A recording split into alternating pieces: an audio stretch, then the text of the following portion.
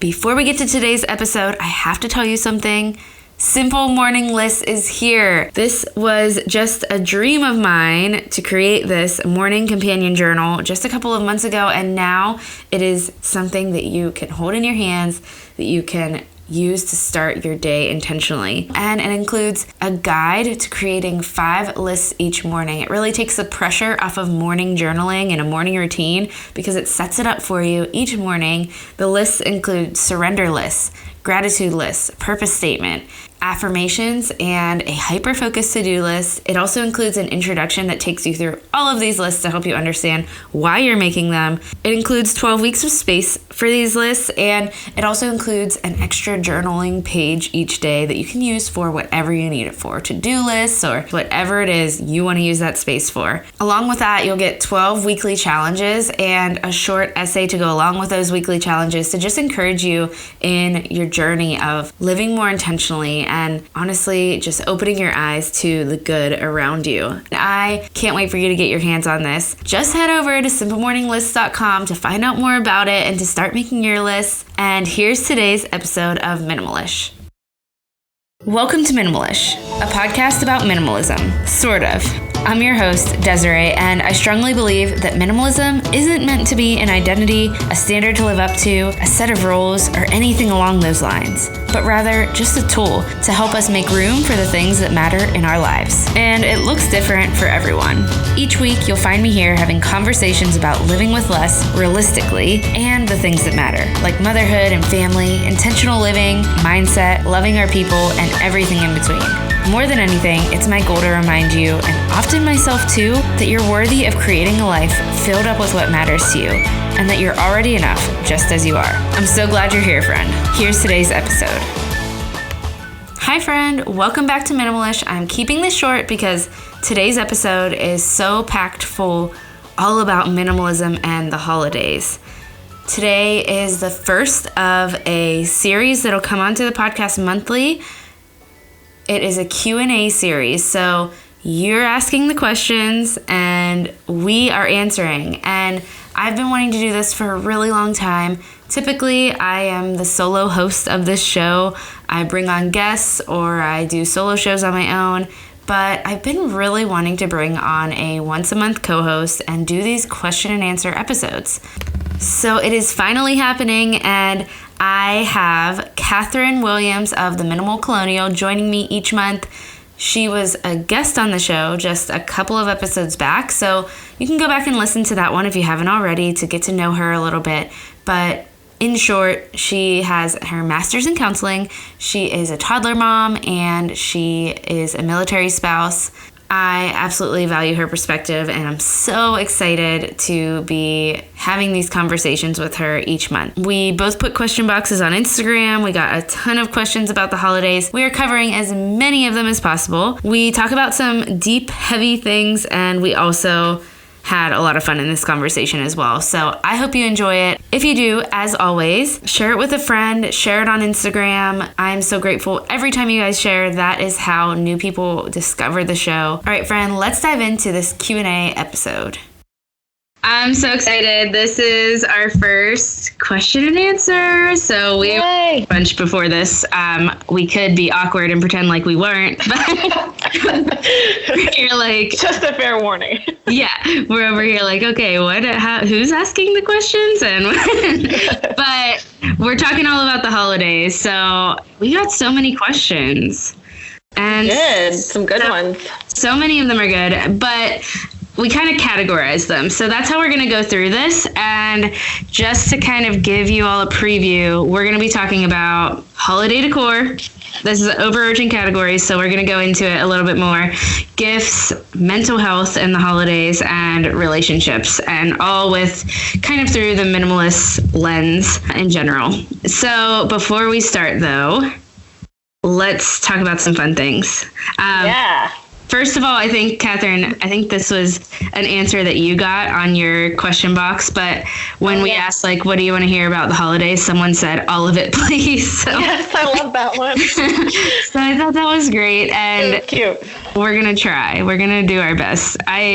felt like I wanted to include every single question, but that's just not realistic. No, they were also good. And I think people had so many great ideas, too, about what to talk about. Because I think it's something that we all struggle with, but don't want to struggle with it. You know, the holidays shouldn't be that hard. Yeah, like one of the questions is about like how to not be anxious about this when we want to be joyful. Like this is supposed to be the really fun season. Right. I feel like we think about that every year, or at least I do. I'm so excited for this time of year. I love it. No. My birthday is 2 days after Christmas too, so I feel like I was like born for Christmas. So I always get so excited, and then there's just this like rush and anxiety that floods in. So it changes people. It changes the vibe. It's such a buildup of excitement, and then there can be such a huge letdown, you know, with that anxiety. So yeah. So hopefully, Catherine, you have all the answers of how we can. I don't know about that.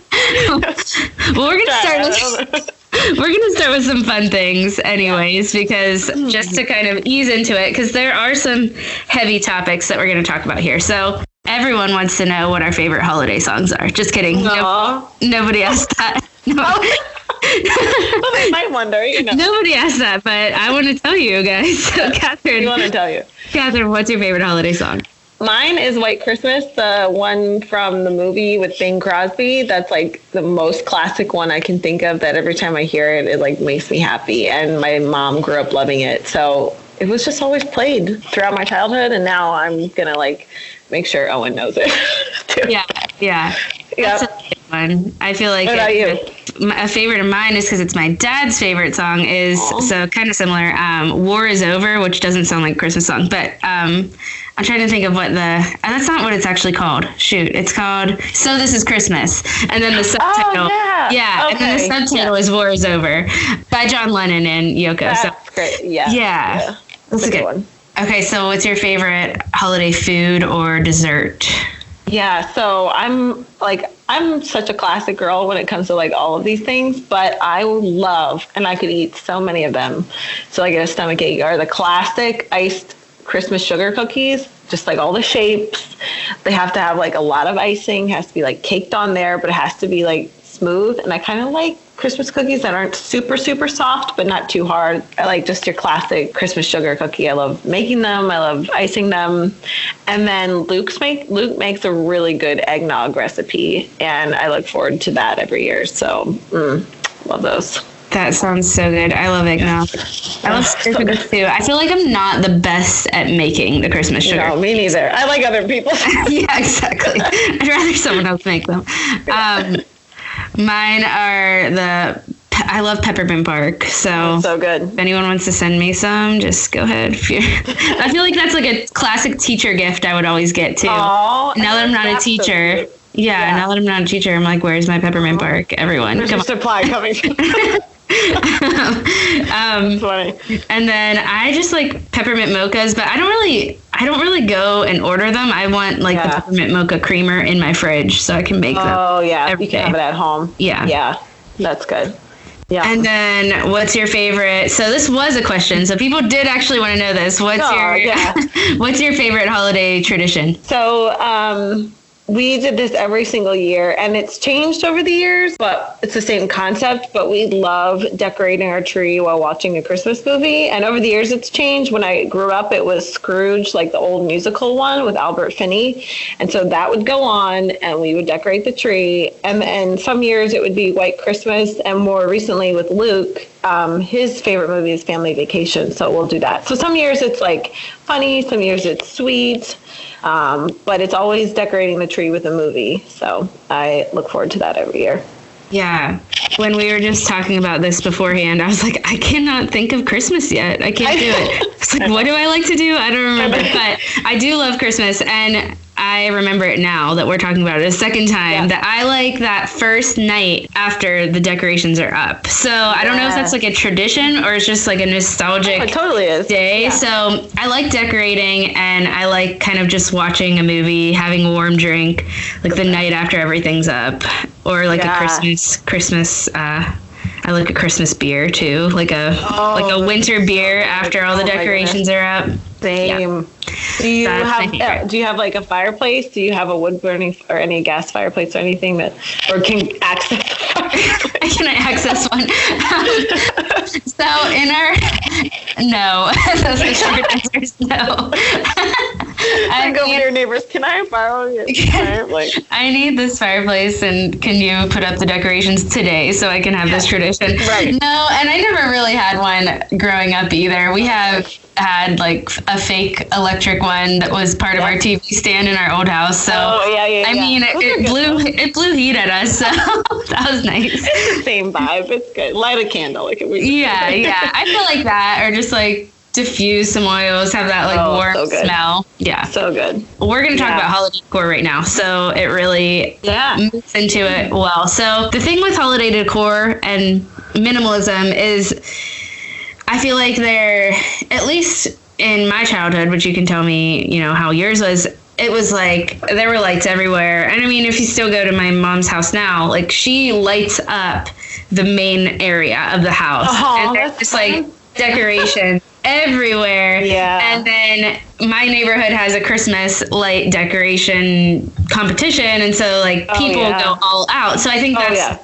kind of this idea of maybe the expectation or what you saw when you were younger is this all out feeling. How do we combat that? Yeah. And do we need to? I don't know. But if we don't want all that, or how do we store it? How do we declutter it? I don't know. What are your thoughts on holiday decor in general when it comes to minimalism? Like, what's different for you being minimal with holiday decor?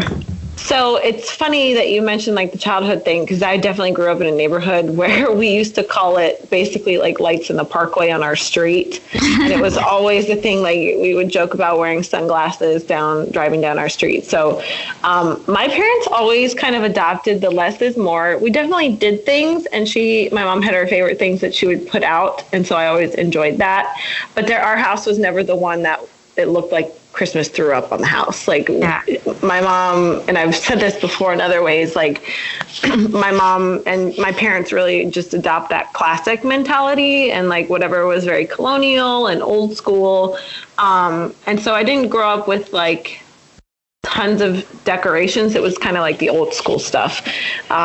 So I've definitely taken that on now in my personal decorating thing. And I think what's changed as far as becoming a minimalist now is just how much I do, but I still stick to the same concept of less is more, but it can still be there.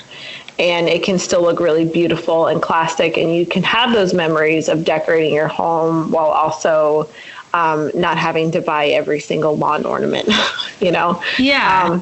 Tasteful. I guess mainly I just try to keep it really tasteful.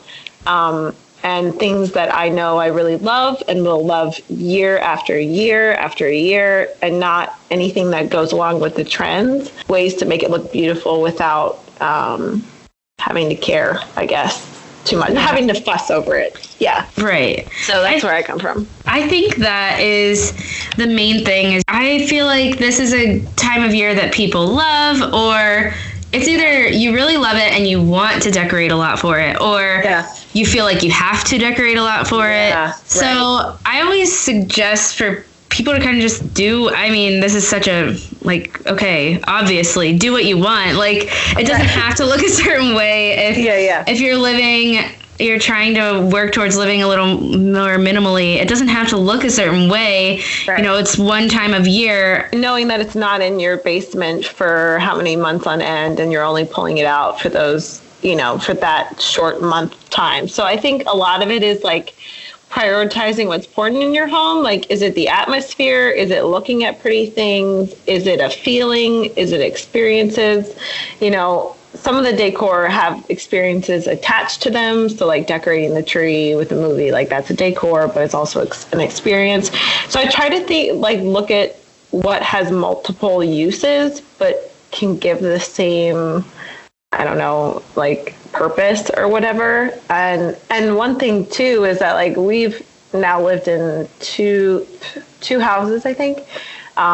And the way we decorated in one house is different than the way we decorated in this house. So I think it matters what's important to you in that certain house. Like I couldn't do the same things I wanted to do in this house. And this house is a little bit bigger, so we might have a little bit more, but it's still less. So just trying to keep in mind like what's important to you, I guess, when you're thinking about decor.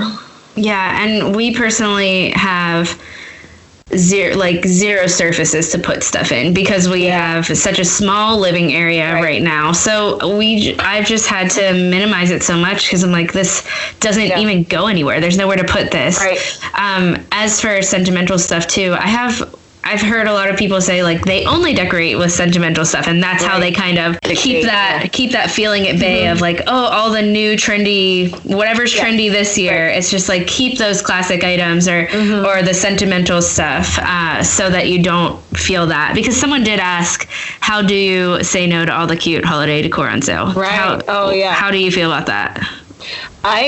I'm not tempted by any of it anymore because I have the things that I really love. There are things that if I don't have that classic item that I know maybe my mom decorated with, that I know my house would look good with, I might buy it. But, and again, my house is different this year. And Luke was deployed last year, so I didn't hardly do anything last year. So that was changed. But with all the cute holiday decor, I think the best way is to just avoid those stores that really might trigger you. Stop subscribing to emails that might, give you coupons.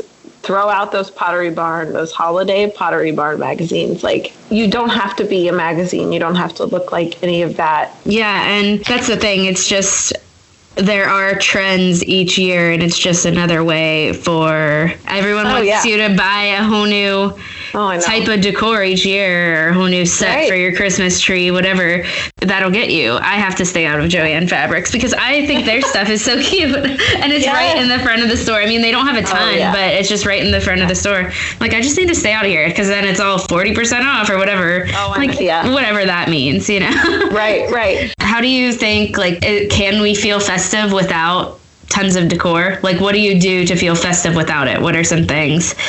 I think you totally can. And I think there have been years that we didn't get to decorate because we were moving, and we were in the interim or in limbo because of the military life. And I can think of so many families that I've known who have not gotten to decorate because of living in different circumstances. And absolutely, there are so many activities you can do. There are so many ways to create an aura of Christmas that have nothing to do with what it looks like. There are so many church events. You can go, our church does a living nativity. And so you can walk through that. You can go ice skating. You can go do things. Like, if you don't want to be in your home and reminded how you're not decorating, then get out of your house. Go do things that eat up that time that you would be like lamenting over how your house isn't decorated. Yeah, absolutely. And I think, if you want to feel festive, but you don't want to put up a bunch of decorations just because maybe you don't like to do it. I don't know. One of my favorite traditions is just that night after everything's decorated, but I also don't like to spend hours on it. No, and I never really liked spending a lot of time decorating the tree. I like to kind of surround with the music, with the tastes of the season. I mean, we already kind of talked about this. Yeah, the smells and all of that is less expensive than buying a ton of decor and doesn't cost you money. It just you can have access to it just through having a movie on in the background or having the music. So I definitely love doing that. And I feel like that's how I celebrate. We think about the five senses. If you take out sight, which I would think is decorations are your sight, you can create so many other memories, which smell is one of the biggest way to create a memory. And so if you think about smells, taste, hear, what am I missing? Touch, things like that, things that you can do that have nothing to do with how things look. Because when you become a minimalist, it doesn't really matter at that point. You do stop caring for the most part about how things look. Right. And I mean, you want the peace and the peaceful feeling in your home. And sometimes all the decor does not give it. I want to take a second to thank one of today's sponsors, Prepdish. Prepdish is simplifying the holidays for me because I do not have to think twice about what I'm making each week. Prepdish is a meal planning service that sends you an email with a meal plan, a grocery list, prep ahead instructions every single week. So all your meals are planned out, completely ready for the week, and you can even choose from gluten-free, paleo, and keto options, which really makes eating healthier so much easier, which is hard when you've got a family. And these meals are toddler and husband approved, at least in my household. There's no guesswork when it comes to actual mealtime each day, which for a mom, this is a lifesaver. Not only does it make meal planning easier, you literally no longer have to think about it. And with holidays coming up, it's nice to just not have to think about one extra thing. Meal planning is an extra thing that used to take me hours. Now I don't have to worry about that, and it doesn't stress me out. It gives me more time for the things I enjoy and the things I need to be thinking about. Meal planning is not one of the things I enjoy, so it is great to have that all planned out for me. The best part is Allison, the founder, is offering listeners of Minimalish a 2-week free trial. That's literally 2 weeks of meals planned out for you, grocery lists and prep included, for free. Head to prepdish.com/minimalish to try it out. That's prepdish.com/minimalish to try it out. prepdish.com/minimalish. All right, let's get back to today's episode. Okay, so let's talk about gifts because that was that's the longest list of questions, but we're going to kind of narrow it down to some main things. And I'll talk a little bit about this first question, and then if you have anything to add, because I have grandparents that are right down the street. So, and also I guess that wouldn't matter other than the fact that they also love to spoil Gemma. So should we limit what grandparents are allowed to give? And everyone has a different situation. So, insert whoever it is that gives your gifts here to your kids here. It might not be grandparents, but other family. I feel like for me, this is just what I do because I'm not going to tell you what you should or shouldn't do. Nick and I go back and forth on this, and I don't really want to limit it. I don't want to be like, here's a list of 3 things you can buy for my child and nothing else.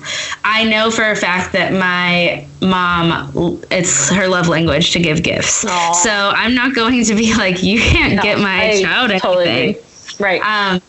But what I did do this year, and what, I think that we just have an open conversation about stuff in general with my family. And it's never limiting because I don't want to limit that joy from them.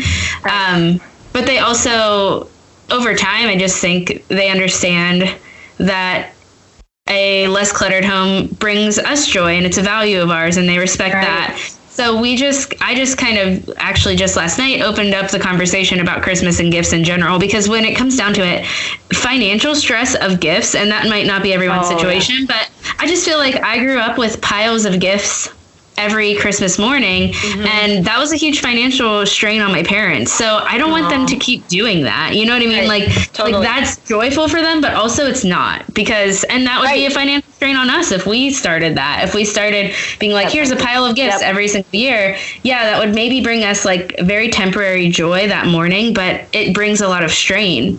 We just kind of started talking about last night, what could be added to the home for Gemma? What would she really enjoy? What's something that my mom has been thinking that she's wanted to get her? And, how could that fit? And we kind of just opened it up and started talking about it together. So instead of being like worrying about it, oh my gosh, what's my family or my husband's family going to get them? Just like have an open conversation about Christmas. It's a fun time of year. And if you're both excited to get your kids stuff, or if you're a little nervous about it, just like act like you're excited. Like, I've been thinking about what they want and what to get them. And, what are you thinking? Because I don't want you to have to feel like you have to get them a lot. Like they don't need much, just that you're helping. It can stay positive. It doesn't have to be this like, what's the word? Burdensome task. It shouldn't feel that way, and you shouldn't dread it, because gift giving can be very fun and pleasurable for both sides. It just because it is extra stuff in the home doesn't mean it's negative. And I wanted to add, like, I think that I've said this before, but it is only in our control what we choose to keep in our house. And if you know those events are coming up, you can prepare for them, and they don't have to be this big dramatic event or whatever. It's coming, so that might mean you clutter out or declutter more than you get, or you prepare your kids for how that's going to go or whatnot. And I think, like you said, having that open dialogue with family is going to do a lot of good. And setting those expectations ahead of time. I don't think there's anything wrong with having that conversation. And I know there are different circumstances around this and why the question was asked and whatnot. But coming from the side of, we don't see our families a lot, we don't see the grandparents a lot, and those times are fun for us. We look forward to seeing Owen open certain things. And I know both of our sets of our grandparents are excited for that. And I want that to be exciting for Owen. I don't want him to feel like I'm stressed out either because he's getting something, because they absorb that tension for sure. Oh, yeah. And it shouldn't be about that. It can be joyful and peaceful at the same time. So. Right. Yeah. What's the deal for you? Because a lot of people asked about extended family. I think this is, when it comes to gifts, this is what stresses us out the most as well, is kind of this expectation out there that's like, some people do it, some people don't. Okay, I have to get gifts for all the teachers, for all the neighbors, for all the coworkers, for all the extended family. So what's that look like for you and your family?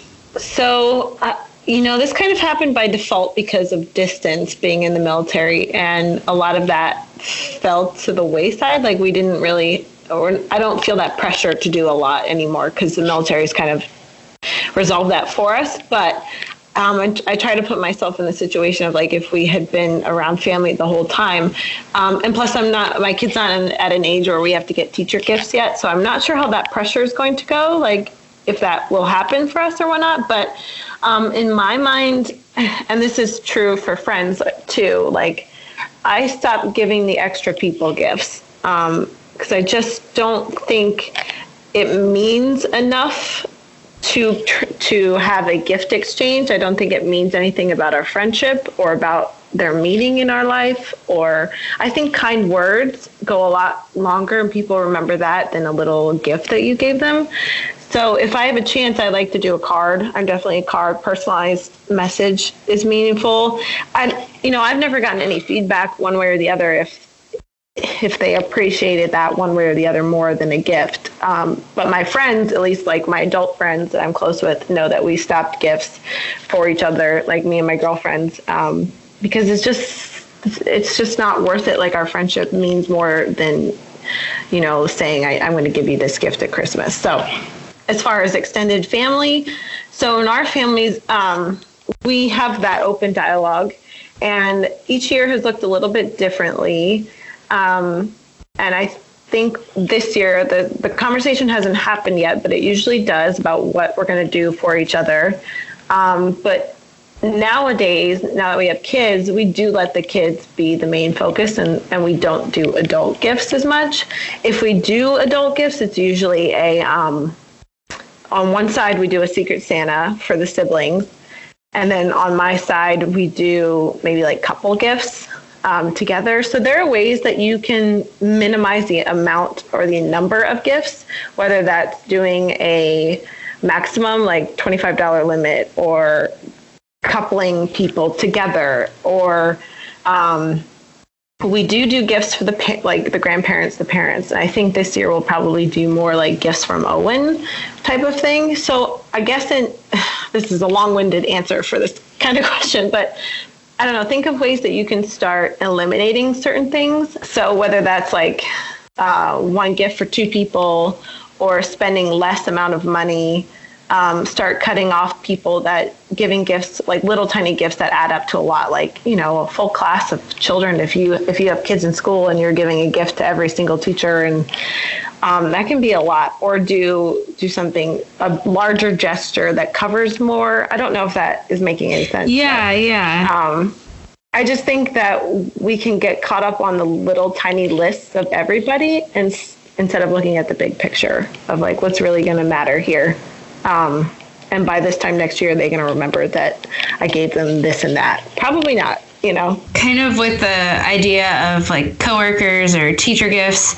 Yeah. I love that idea of just like a kind note, appreciation, even adding like some kind of food item. Yep, yeah, totally. That's always good. Something edible, because when it comes down to it, if you're feeling like, I don't know what to get this person, I'm just going to get them like a random $5 mug or something. Oh, then if your values, I had to tell myself this last year. I'm like, okay, my values are to not get something like that, and not that I wouldn't be a person, but just like, I don't want to add clutter to someone else's home either. So, and I don't want to just be like, well, I feel like I have to get them this. So how can you kind of turn that feeling of, I feel like I have to making that stress a little bit less, doing something handmade, doing something, I don't know, DIY, or just maybe edible is always good. Oh, same. Yeah. I think the food goes a long way. And I think like if you start thinking about, we know we say this a lot in the minimalist community, but like truly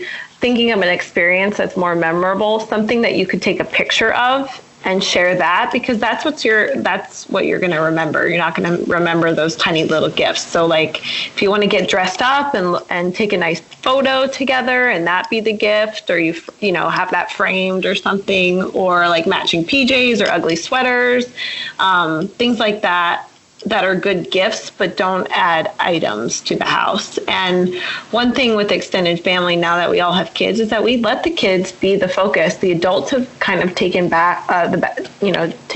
back seat to all this, because we've done all those traditions. We have and can afford to buy the things that we want to buy in the off season, so we don't need Christmas as an excuse to buy each other gifts that we could literally buy any other time. It doesn't mean more just because we got it at Christmas, if that makes sense. So we let the kids have those experiences first, since we've all done that. We've all grown up doing those things year after year. Our time is over. So we let the kids kind of have that and let them grow up with that kind of vibe first. So the gifts for each other have kind of really slowed down a lot. Yeah. And one of the questions was ideas to spend less. So I just want to touch on that quickly, because we're already kind of talking about that. Food items, like consumable type of things. There's like an inexpensive bottle of wine is totally fine to take, like for, someone who would like a bottle of wine, or something I've been doing, which, I did it 2 years ago for my mom, and then last year she kind of asked for it after I was already doing it again, and I was like, is she gonna want this again? Like, I don't want to do the same thing 2 years in a row. It's a calendar, like doing a calendar on and there's always gift cards, like, or not gift cards, but whatever comes in the mail for like Snapfish or whatever those, I don't know what Shutterfly, that's what it is. Minted, I know what you're talking about. Yeah, so stuff comes in. That's one thing to look for in the mail. Yeah, I love that. If you are needing to get gifts for grandparents or family, extended family, watch for those that always inevitably come, or look for it online. I'm sure you could do a quick Google search and find something, or like on Groupon, they're usually come up. Yeah. So we do these calendars, and they're so beautiful, and they're inexpensive, and they are decor for the whole year for our family, and they love it because it's pictures of us, or not us, but Gemma. So that's what they want. Like an expiration, and it doesn't stay in your home forever. It's not. I love that. Or like photo albums, like printed photo. My mom keeps asking for one. I still haven't done it yet because I'm so behind on family photos. But I think photos go such a long way when it comes to gifting, or you could even like have a photography session scheduled for the family. And that's a gift that keeps on giving so many years, coordinating outfits or whatever. We did that at the beach. I still have to edit some of the photos, but just keeping in mind of things that like, they really just care about you as a person. They don't care about the item. They just want to feel connected to you. And keeping that the focus when you're spending money, I think is going to help direct you better. Yeah. And Also, not to like stay on gifts or stay on this question for a long time, but one thing I want to say that I get caught up on is if you have some kind of like artistic talent or whatever, you can make something with your hands. Yeah. That is so special to give to people. I always love when someone like hand makes something and gives it to me. People I know are, and myself included, love a handmade gift because it's special and it's like valuable, actually. Yeah. One year we made my mother-in-law these coasters from Scrabble pieces. We did the project through Pinterest, and Luke and I really enjoyed it together. We didn't have kids at that point, but we remembered making it. So there's one experience. It's fun. It was fun to give and show her, like, we made this. And then she still has them at her house. And they're just so cute to look at because it's like, oh, yeah, we made those. And that was a year we couldn't spend a lot of money. We didn't have a lot of money in our first, I think it was like our first or second year of marriage. And it's, you know, it's just neat to see what you're capable of doing when you don't have a lot. And those end up being super meaningful. Yeah. And I think that's the thing is it's like this time of year can feel so stressful because of finances and it doesn't have to.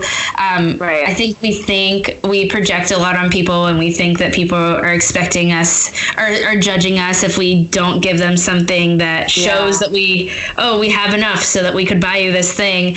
Do you and your husband give each other gifts? How does that work in your family? We haven't talked about it this year yet. I'm sure we will on a small scale.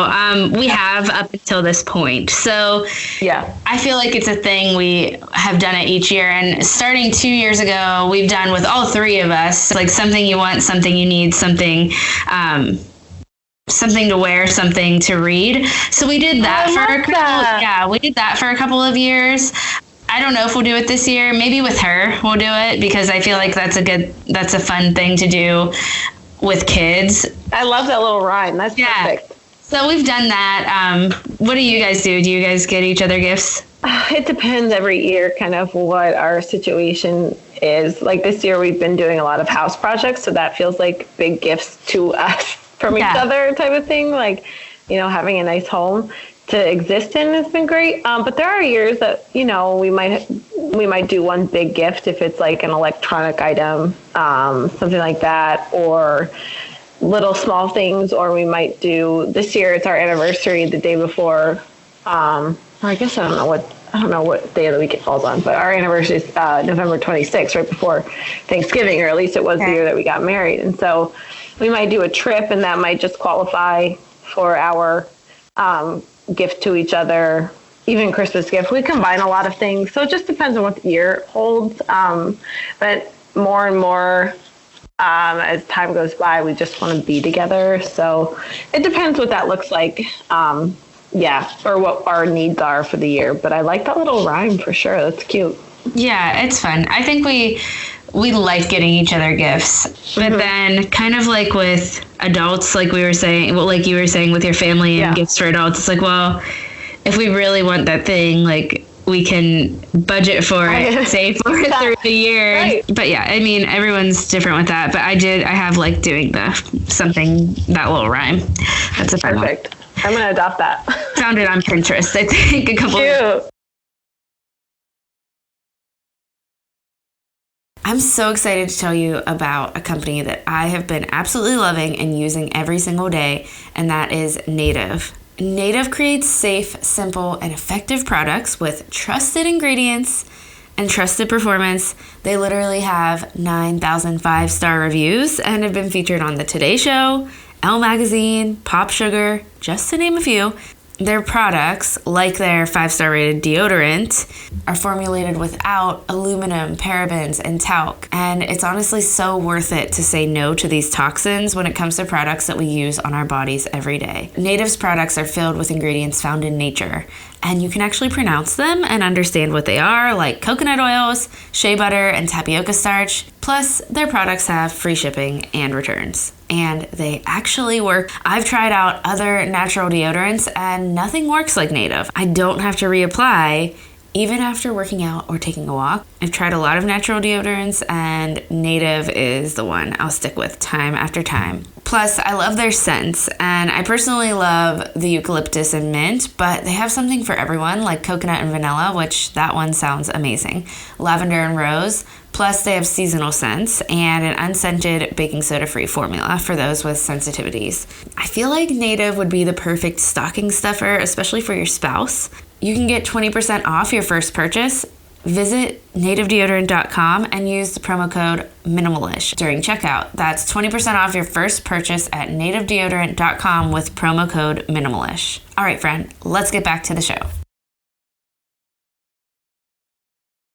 Let's kind of move into mental health and mental health and relationships. I think one question that really stuck out to me was this idea of how to fight the urge to be anxious, or even just like how to find joy in a time that can be overwhelming, and, you know, how can we be happy during this season? Because you think it's a given and it's all about like the joy of the season. I feel like that's like the catchphrase for some kind of company, I don't know, or just like joy to the world. That's what it's like, all the joy. Like, what's this joy thing? Oh yeah. You know, the message of Christmas. Like, where did that come from? Oh yeah, joy to the world. That's it. That would be it. How do we actually experience the joy instead of like getting caught up in anxiousness of like, this is overwhelming? Mm-hmm. What do you think? It's so hard because, you know, I know the holidays can actually be really triggering for a lot of people with certain family conflict or being reminded of sad events. You know, it's sad because Christmas is not about those things, but it can be such a time of dread for some people. And when I worked in the psych hospital, the depression rates went up during the holidays. And we had more patients in the hospital who came in because they were triggered by the holidays. And I know we're talking about stuff and minimalism and things like that, but I don't think we talk enough about having good mental health during the holidays and how to self-care during the holidays.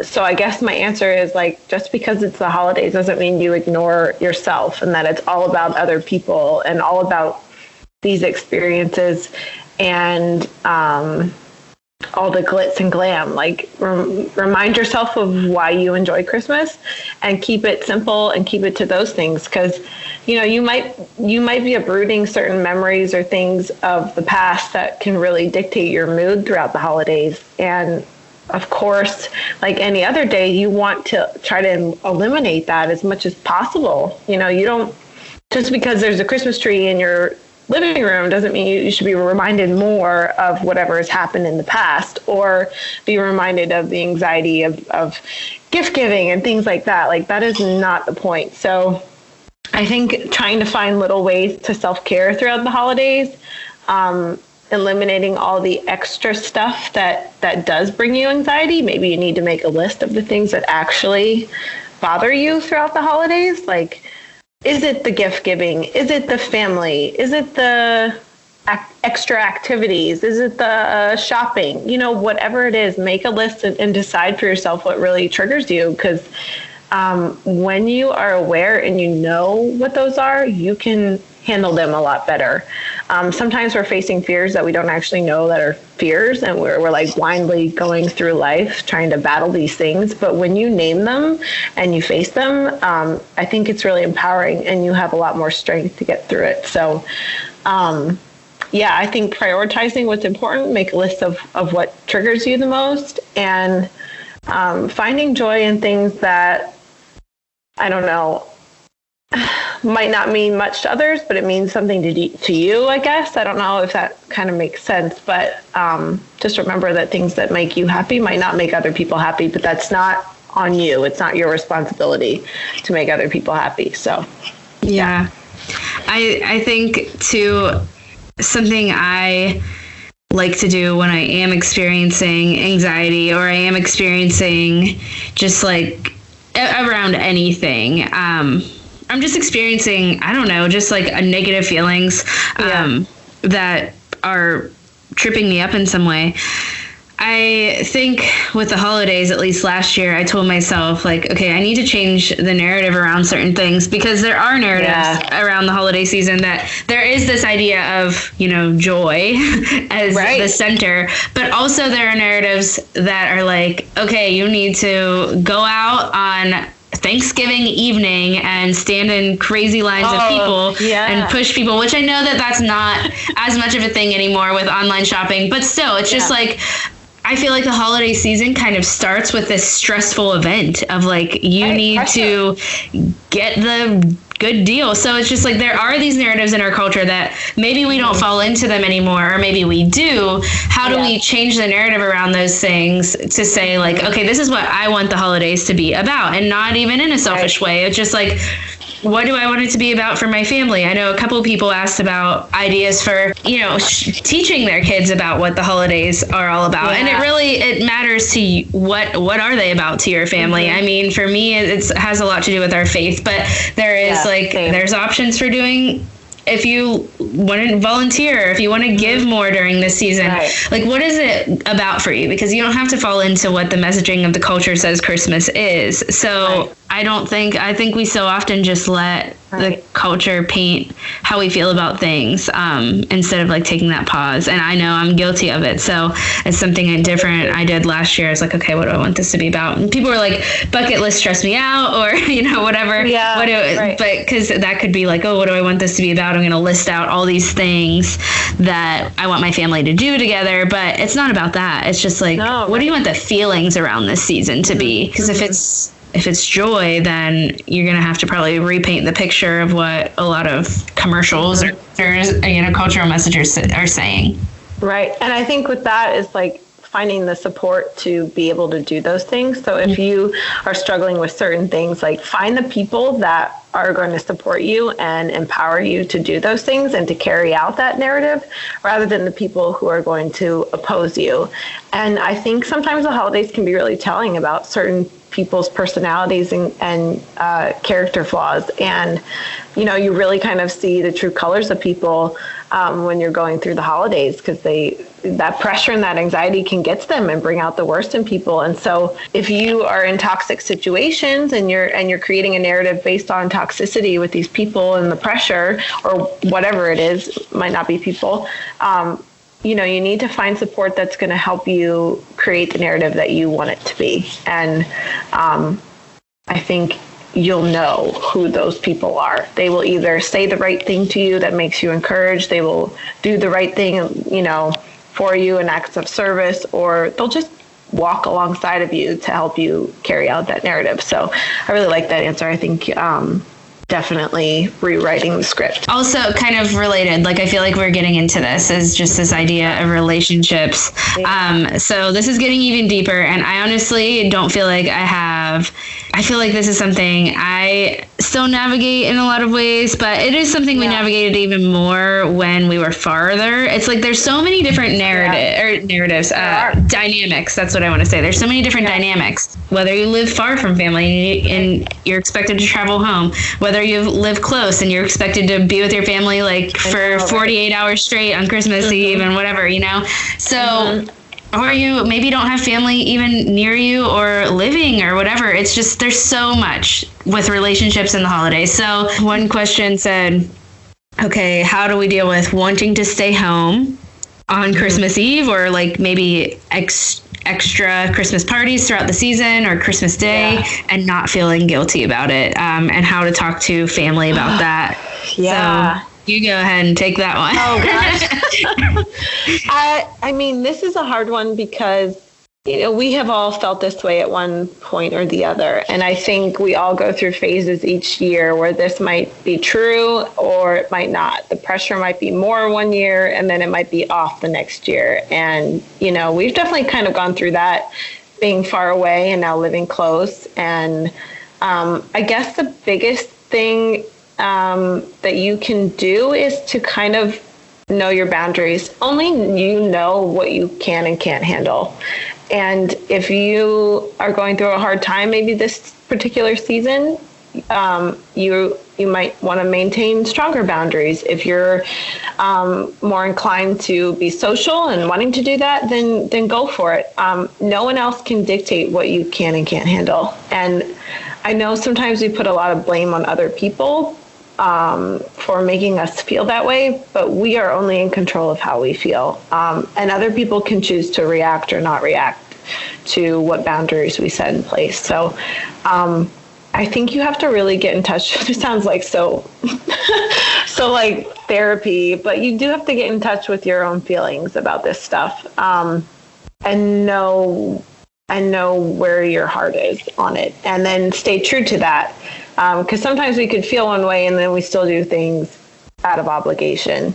And I'm not saying that, like, there are some things that you do for family and events because you just do them, and that is okay. You don't necessarily have to make it all about you, like, oh, I can't handle this. But I guess I'm saying, like, you shouldn't do things out of obligation if it's harmful to you, if you know it's not good for you and your family.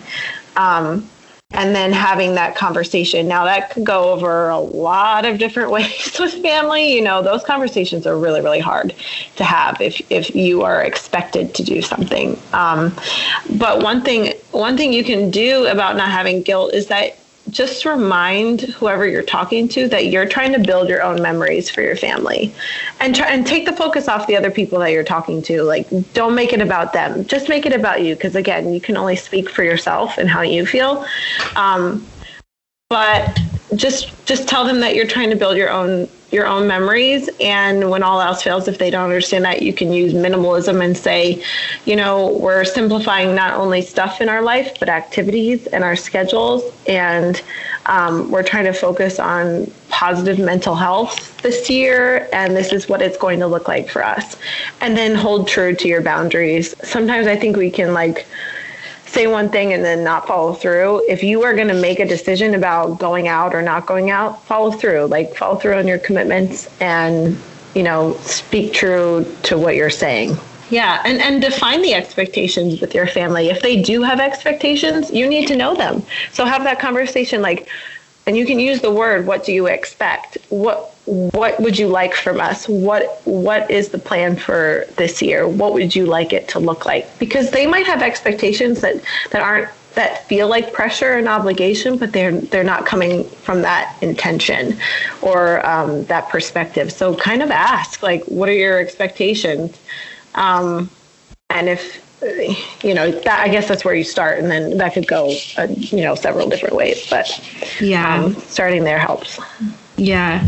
And I know I struggle with this, not just during the holidays, like all the time, because I have people pleasing mentality. Like, I'm Enneagram 9. So I struggle with this hard for that reason.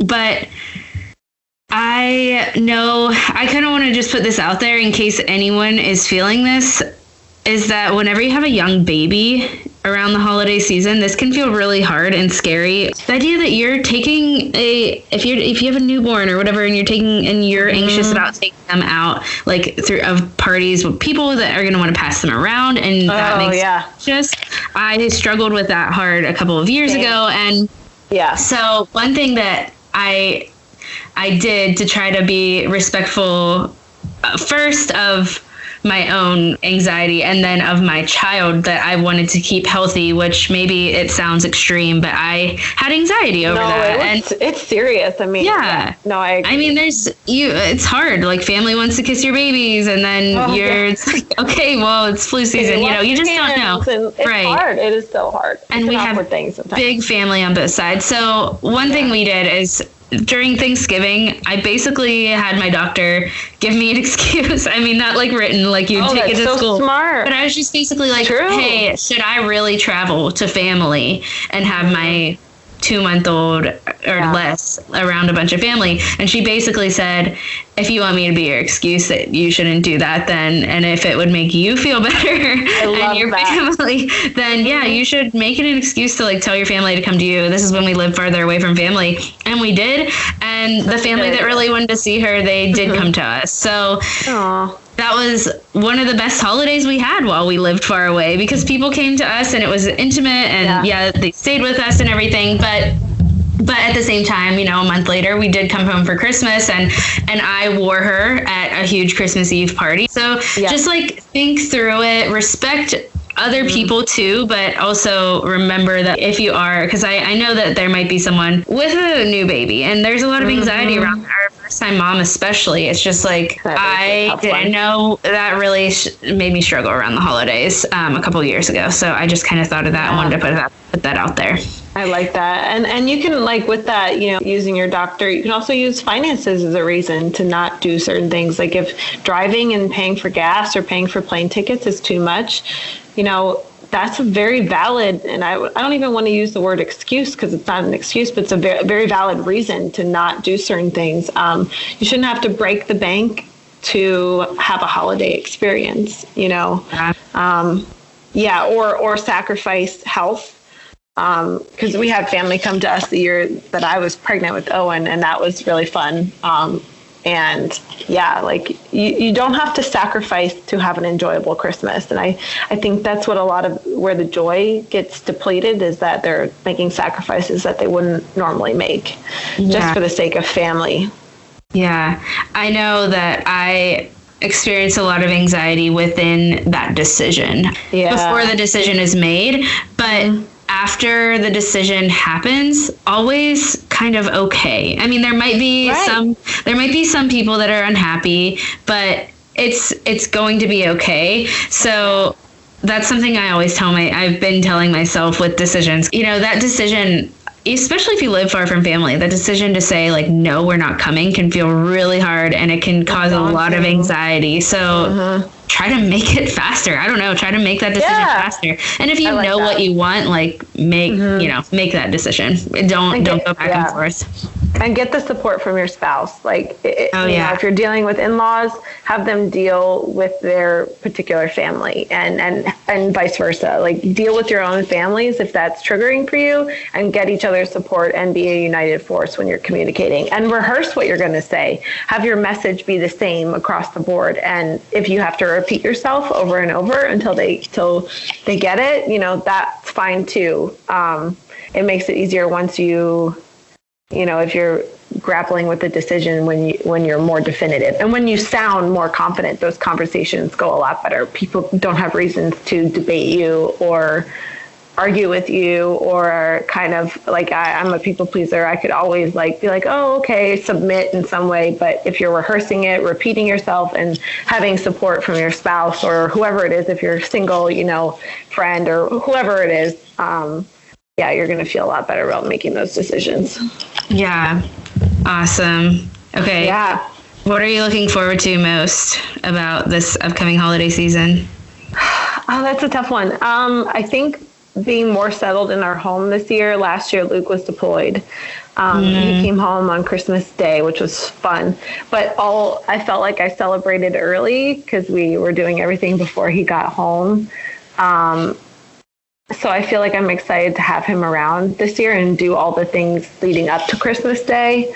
And just, we feel more settled in our home. So I'm enjoying my house more and the vibe. So just definitely being more, I get the word settled and peaceful, I guess, and having my spouse around, because that makes a huge difference. Last year was really hard. So I'm looking forward to him being involved.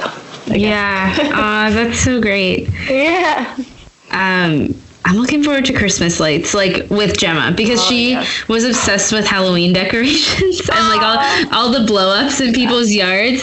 So I just can't wait. I'm like, when are people going to start decorating? Because we have this lull right now. Everyone took their Halloween stuff down, but I just can't wait for her to experience that. I hope that everyone loved this first Q&A session, and we'll keep putting the question box out there each month with each topic. So if people want to they can send me to my email, or they can send either of us on Instagram suggestions for topics too, because we'll do this, like I said, once a month, and we're excited. So fun. This has been such a great experience. Thanks for having me on here.